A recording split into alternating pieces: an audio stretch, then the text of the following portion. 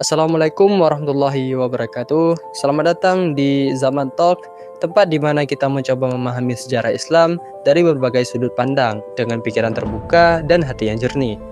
Hari ini kita akan menelusuri salah satu titik balik paling menentukan dalam sejarah umat Islam. Sebuah momen yang terjadi hanya beberapa jam setelah wafatnya Rasulullah SAW. Peristiwa ini berlangsung di sebuah tempat sederhana bernama Saqifah Bani Sa'idah. Dan pertanyaannya, benarkah proses pengangkatan Abu Bakar sebagai khalifah dilakukan secara demokratis? Atau adakah dinamika lain yang selama ini luput dari pembahasan? Mari kita simak sejarahnya. Tahun 632 Masehi, Rasulullah SAW wafat. Umat Islam terguncang, duka mendalam menyelimuti Madinah. Namun, di tengah suasana haru, muncul sebuah kesadaran besar. Siapa yang akan melanjutkan kepemimpinan Rasul? Saat sebagian sahabat fokus pada prosesi pemakaman, sebagian lain mulai memikirkan stabilitas umat.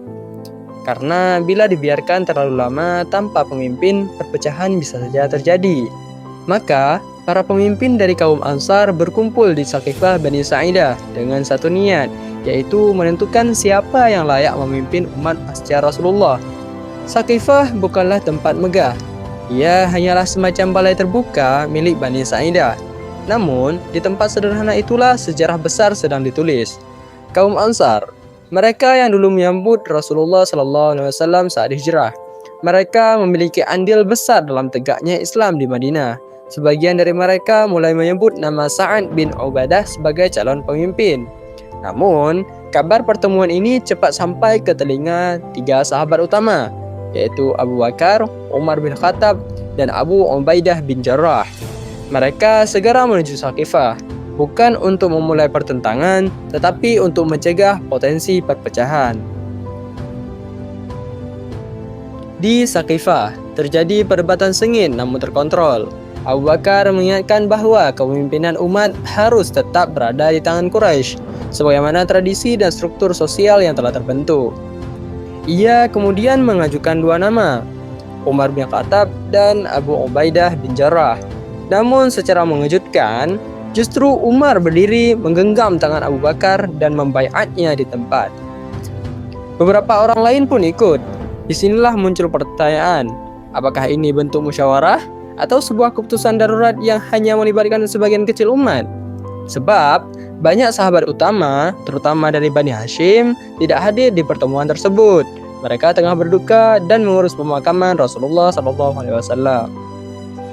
Di tempat lain, Ali bin Abi Thalib dan kerabat Nabi masih larut dalam suasana duka. Beberapa riwayat menyebutkan bahwa Ali tidak langsung membaiat Abu Bakar. Bahkan, ada ketegangan yang cukup terasa di hari-hari pertama setelah pengangkatan khalifah. Sumber-sumber sejarah menyajikan versi yang beragam. Ada yang mengatakan Ali baru membaiat beberapa bulan kemudian, ada pula yang menyebut beliau hanya menunda karena ingin menghindari fitnah dan konflik lebih besar. Namun yang jelas, perbedaan tafsir atas momen ini antara kaum Sunni dan Syiah berakar dari peristiwa Saqifah. Pertanyaan mendasarnya tetap sama, apakah Nabi telah menunjuk penerusnya secara langsung ataukah menyerahkan sepenuhnya kepada umat untuk bermusyawarah? Kita perlu memahami bahwa demokrasi dalam pengertian modern, pemilu langsung, suara mayoritas partai politik, belum dikenal saat itu. Namun, masyarakat Arab memiliki sistem syura, yaitu musyawarah di antara para pemuka suku.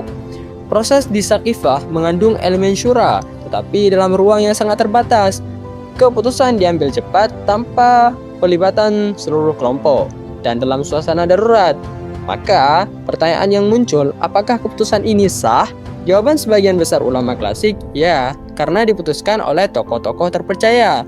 Namun, bukan berarti tanpa konsekuensi sosial dan politik. Saqifah meninggalkan warisan yang rumit. Di satu sisi, ia menyelamatkan umat dari kekosongan kepemimpinan.